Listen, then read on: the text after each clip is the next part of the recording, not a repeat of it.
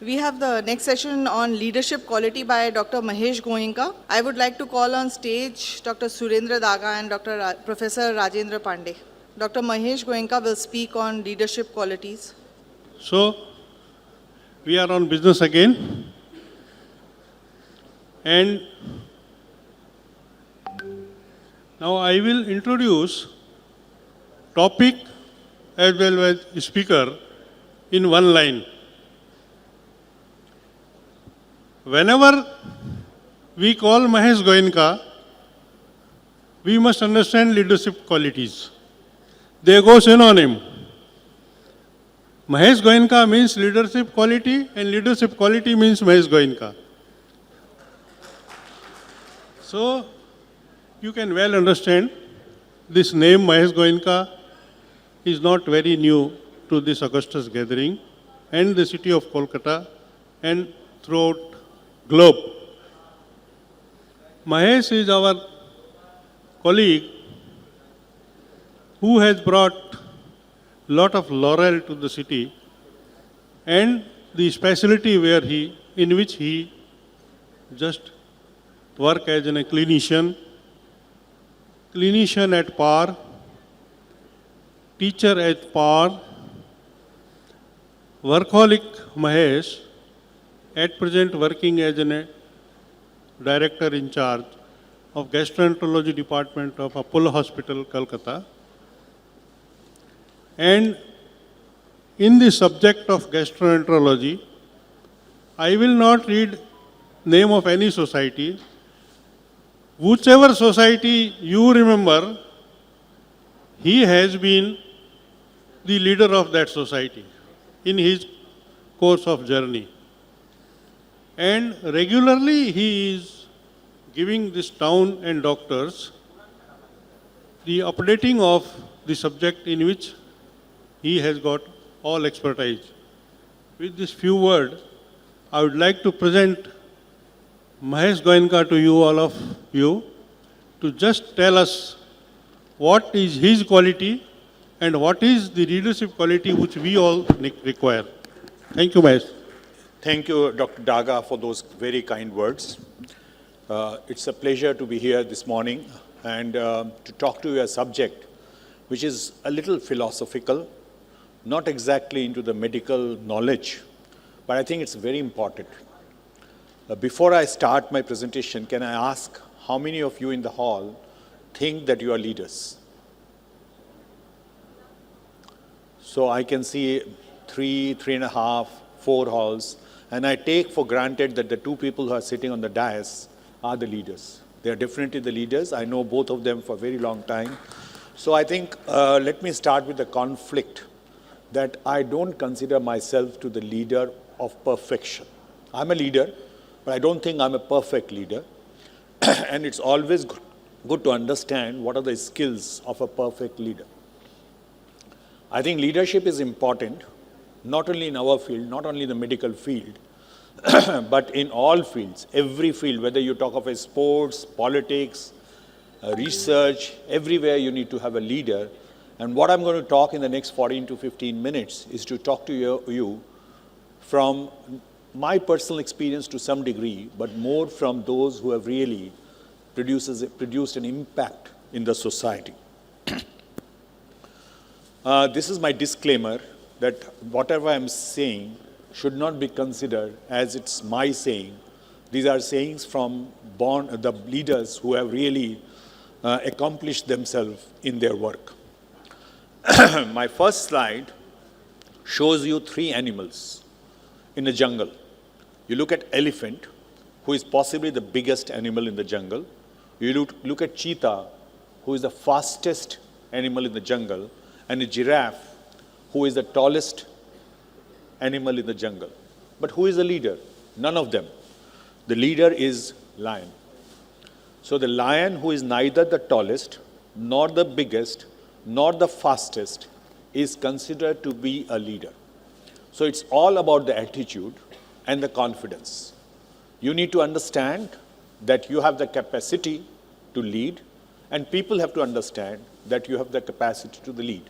So it need not be that you are the fastest, the tallest, the strongest person, but you need to have that confidence and that attitude to be a leader. Now, what I'll be doing is the next 13 minutes left is to talk to you about definition. Is leadership and manager the same?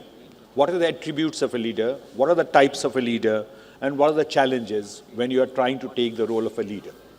First of all, why do we need a leader? It's a democratic society. Everybody can have an equal role. No.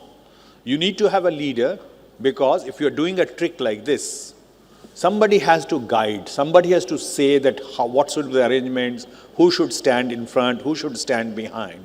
And in a cricket match, it is very clear, as somebody has to decide who will bowl in a particular situation. When do you change the ball? When do you change the order of the batsman? So all these initiation takes place from a leader. Can we have no sounds from this side, please? Also, we need to implement the changes effectively. There'll be conflicts in the team, so you should have the capacity to resolve that conflicts, improve the training of the younger ones. It's a very important component, and you should be motivating your team. What is a leadership? A leadership is a person who sets standards for others, who influences others, and it's a most important term. You must be in a capacity to influence others and who pushes others towards achievement. And these are the two very important leaders from America, Abraham Lincoln and Obama. Nobody can doubt that they were effective leaders. A leader is one who knows the way, goes the way, and shows the way. So all these three capacities should be there. And I'll define the leadership in two other terms. Leadership is not about titles. It's not that I'm a director of a department, so I become a leader. It is not about the position or the flow charts. It's not how the algorithm of a department works. It's about one life influencing others. And that's important. That's what a leader is. Another definition of a leader, again, this is an American president. If you, a previous American president, the new president, I don't think can make any such comments. If your action inspires others to dream more, learn more, do more, and become more, you are a leader. So I think this is a very good definition of what a leadership is. We must understand a difference between boss and a leader. Often I am addressed by my people, boss, and I don't like the word. I don't want to be a boss. I'm okay to be a leader. A boss is somebody who sits on a pedestal and order his people to work. A leader is somebody who will lead the team from the front. He will not sit on the pedestal. So that's the difference between a boss and a leader.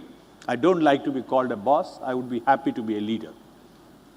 So what are the 5 levels of leadership? And this is important.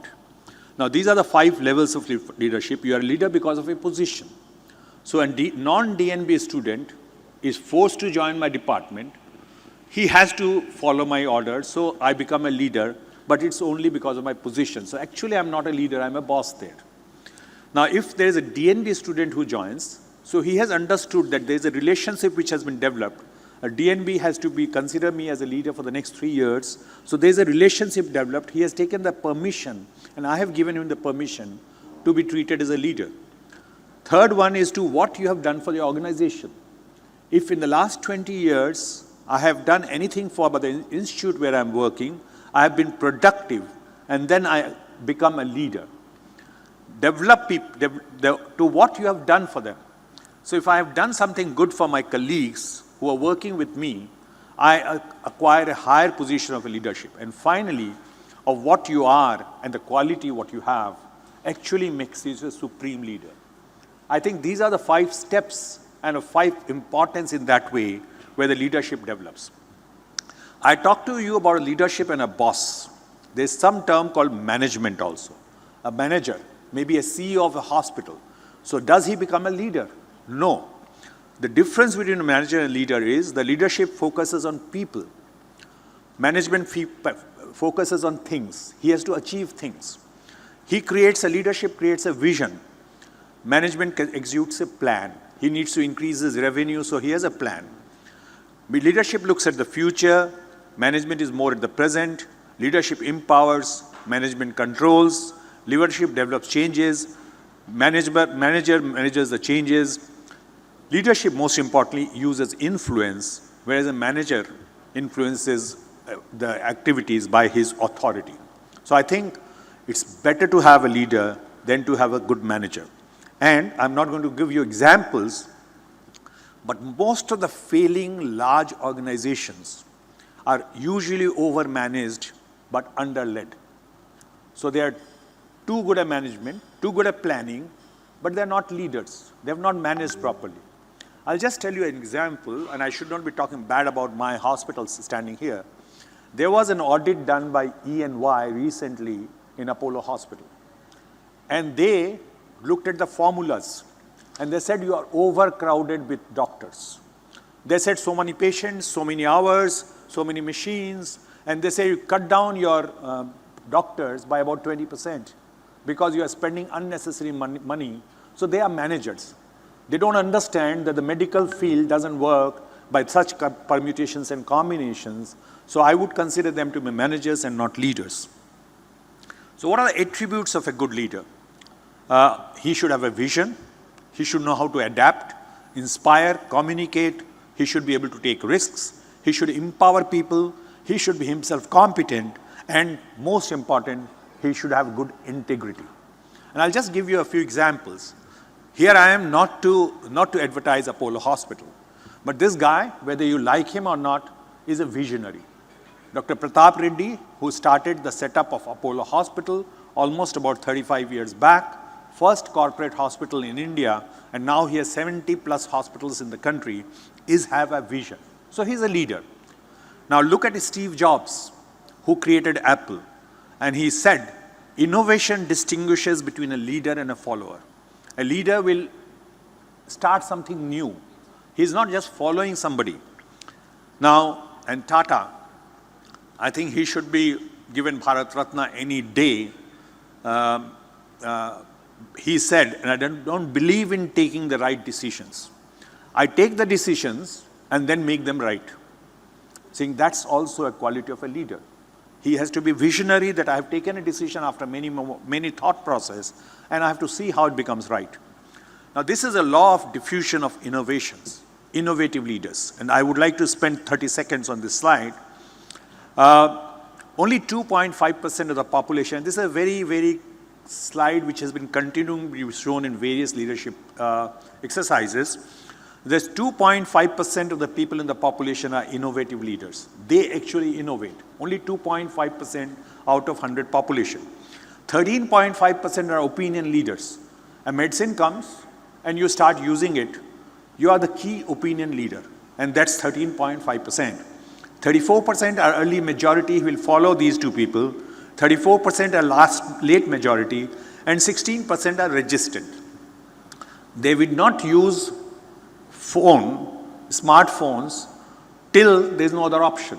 They'll still go to the land phone and will talk. They think, no, it's not required. So these are resistant people, and they are the people who can never become leaders. Let me skip that slide. Can I take 2 minutes extra? Martin Luther King, again an American minister, he never became the president, who was a socialist, who said, the ultimate measure of a man is not where he stands in the moments of comfort and convenience, but where he stands at the times of challenge and controversy. I think it's very important. Sometimes the patients come and, I'm giving an example to you, that sometimes a very big person will come, an MBA somewhere, an executive somewhere, and will start misbehaving with you because his patient is sick. So my question to him is that you are in an adverse situation. If you are a good leader, you will not misbehave when there is an adverse situation. So I think the real quality of a leader is only expressed when you are dealing with an adverse situation. In a comfortable situation, everyone will be a good leader. So somebody who can behave nicely and lead in adverse situation. So Brian Tracy, who's a Canadian American, said the leaders think and talk about the solutions. Followers think and talk about the problems. So whenever somebody meets me in my office, my first question nowadays is that, have you come with a problem or with a solution? So I think that's the differentiation between a follower and a leader. Now, Colin Powell, who was very, very powerful State Secretary of State in US some time back, said, leadership is solving problems. And please mind these words. The day soldiers stop bringing you their problems is the day you have stopped leading them.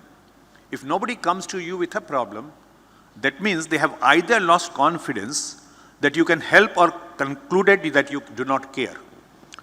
So I think that is the end of your leadership. Either way, it's a failure of leadership. So I think this is what you should see. If somebody is not coming with a problem to you, that means you do not have leadership quality now. So we talked about some. Now this is a very important slide that if you look at an orchestra, the leader of the orchestra is not facing the crowd. His back is towards the crowd. The front are the members of his team. So they are the one who are visible. His face will not come usually in the front except maybe at the end. So a man who wants to lead the orchestra must turn his back on the crowd. This is very important, I think. Now, and this, you cannot have a leadership talk without Nelson Mandela. It's better to lead from behind and to put others in front, especially when you celebrate victory, when nice things occur. You take the front line when there is danger, then people will appreciate your leadership. Now, I think we nowadays hear a lot about Elon Musk, SpaceX leader. And he said, and I repeat, failure is an option here. You must fail.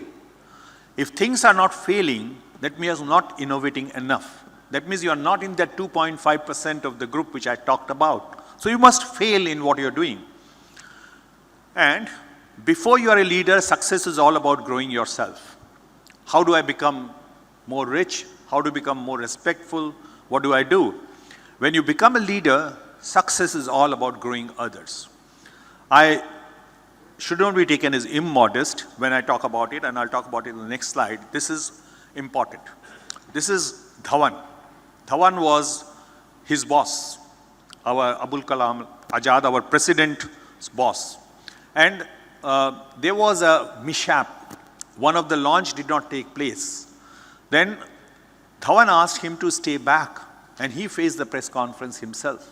He says, you don't need to face the press. Please, I would go and face the press. And after 2 years, when the same was successful, he sent him to face the press. He said, now you feel, that's the difference between a leader and a follower. You need to be competent. If you are not good in your work, you can't lead. If I don't know how to do an endoscopy, I cannot lead an endoscopy group.